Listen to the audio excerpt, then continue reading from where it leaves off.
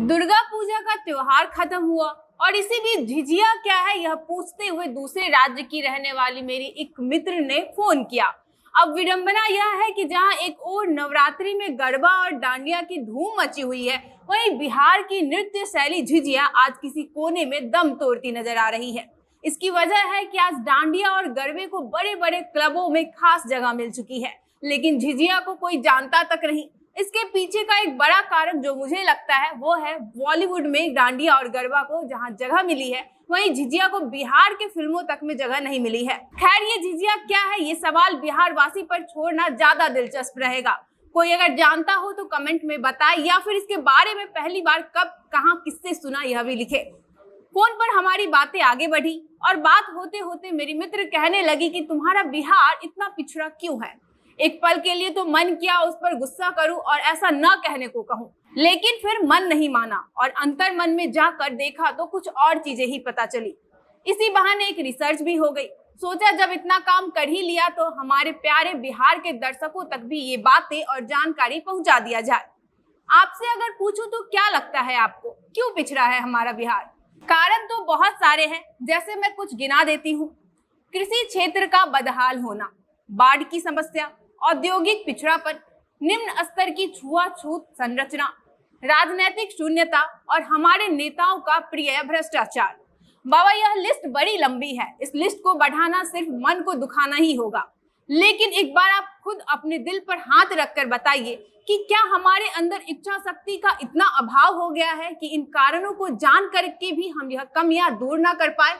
बिल्कुल भी नहीं। हम वही बिहारी है जिसकी समृद्धि का गुणगान हजारों साल तक विदेशों में होता आया है। रामायण काल में इसी बिहार में जगत जननी सीता ने जन्म लिया था। ये वही बिहार है जिसमें महाभारत युग में राजा जरासंध ने राज किया था। इसी बिहार की धरती ने दुनिया का पहला सम्राट दिया था। यह वही भूमि है जहाँ चाणक्य बने, महावीर भगवान बने, विश्वविख्यात गणितज्ञ आर्यभट्ट बने। इसी भूमि पर कालिदास कहलाए और बुद्ध भगवान भी यहीं पर बने। तो क्या सिर्फ हम अपने इतिहास की गौरव गाथाओं का बखान ही करते रह जाएंगे? नहीं मित्र, नहीं। अब समय खुद को बदलने का है, बिहार को बदलने का है। बदलता बिहार, बदलती सोच और बदलता युवा अब सिर्फ इतिहास पर ही नहीं बल्कि वर्तमान पर भी गर्व करेगा। अब जनता का यहाँ सवाल होना चाहिए कि इस बदलाव में योगदान देने के लिए आपको क्या करना होगा। आपको देनी होगी आजादी, अपने बच्चे बच्चों को पढ़ने की आजादी, पिछड़ों को आगे बढ़ने की, अपना वोट जाति और धर्म और दारू पैसों में न बेचने की आजादी। देनी होगी छोटे बच्चों को बड़े सपने देखने की आजादी। आज सड़कों पर जब गुब्बारे बेचते और काम करते बच्चों को देखती तो कई सवाल मन में उठते।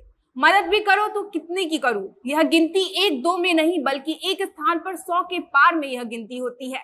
जब उनसे बातचीत की और जानना चाहा कि क्या वजह है, आप सब स्कूल क्यों नहीं जाते, आप कहाँ रहते हैं, माता पिता कहाँ हैं आपके, मेरे पास ढेरों सवाल थे, पर जवाब में बस एक ही चीज मिल रहा था, दीदी ये सामान खरीद लो, मैं भूखा हूँ।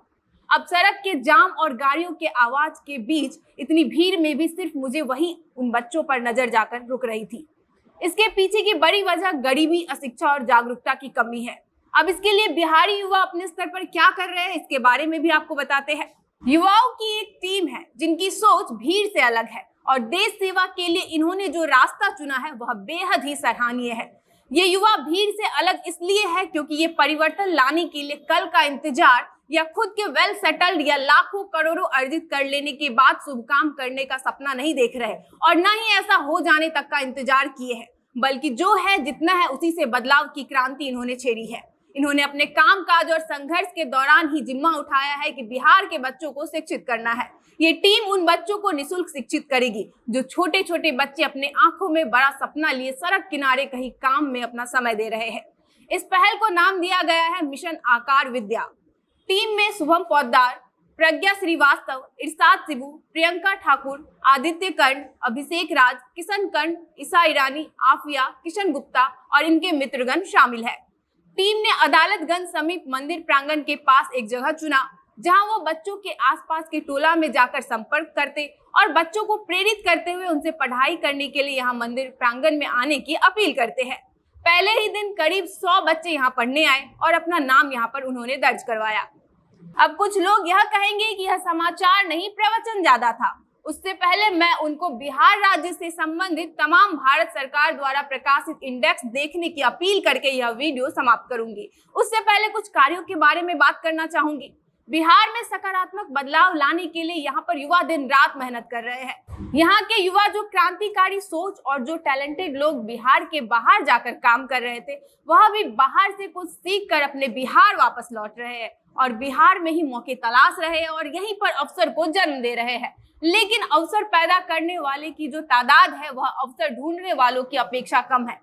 एक तरफ लाखों युवा सरकारी वैकेंसी का इंतजार करते रहते और सरकारी परीक्षा में देरी और तमाम धांधली के कारण उनका समय 1 या 2 साल नहीं बल्कि 4-5 साल तक बर्बाद हो जाता है। उसके बाद वही युवा कभी डिप्रेशन में चला जाता या फिर अपने बिहार राज्य को छोड़कर अन्य देश या फिर भारत के ही अन्य राज्यों में काम करने चला जाता है। बिहार की शिक्षा व्यवस्था को देखिए तो केवल डिग्री मात्र के लिए ही यहाँ पर अधिकतर कॉलेज है, जिसे कि बदलने की जरूरत है और इसे बदलेंगे हम युवा।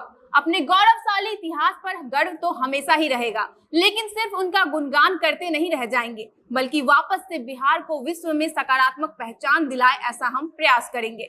आशा है आप शेयर करना नहीं भूलेंगे। हाँ, कुछ लोग छीछा लेदर न्यूज के शौकीन होंगे, उन्हें जरूर मजा नहीं आया होगा, लेकिन मेरी युवा पीढ़ी इस बात को पूरी गंभीरता से लेगी और बिहार की प्रगति में योगदान देगी, चाहे वो बिहार की संस्कृति को बढ़ावा देने से हो या फिर राज्य के विकास से संबंधित हो। इस वीडियो में इतना ही, मिलते हैं अगले वीडियो में और जानकारी के साथ। तब तक देखते रहे जनता जंक्शन। मेरा नाम है श्वेता और कैमरे पर मौजूद है पीयूष कुमार।